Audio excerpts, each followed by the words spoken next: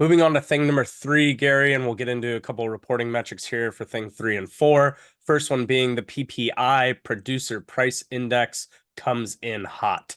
Yeah, so the producer price index, the PPI, it's a measure of wholesale prices. And the reason that matters is those prices that manufacturers have for the things that they put into the things that they make for the rest of us, they make their way into retail prices. Think about it like a leading indicator, right? So if you're making televisions and the cost of the screen goes up or the cost of the stand goes up or the speakers goes up, then you would expect that in the next 3 months, 6 months, a year, you're going to have to raise the price of those televisions to people. And so the PPI is kind of an early look at inflation a couple of quarters down the road. So the April PPI was up 0.5% for last month from last month, which was a lot higher than the 0.3% expected. Now I realize it doesn't sound like a lot, but when you start to annualize that, you're right around 6%, and that is not the 2% the Fed is aiming for. The yearly PPI was up 2.2%. That's also an increase from recent levels. And the core PPI, which excludes food and energy, a lot of people like to look at it because it's less volatile. That was also up 0.5% from last month. So basically, the core and the regular PPI are both ticking up. When Andrew puts up the chart, you'll see at the end of the chart, both the blue line and the red line start to tilt up.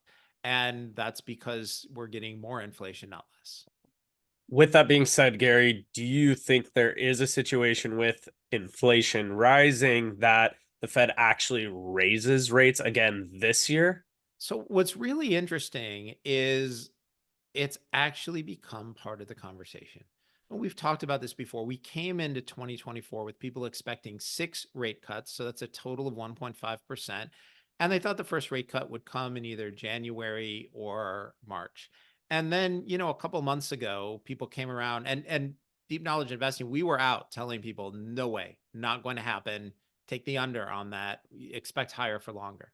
And, we've been right, and the world has been coming around to our point of view. And, recently the conversation has been somewhere between 0 and 2 rate hikes. So between 0 and 0.5%, maybe starting in November.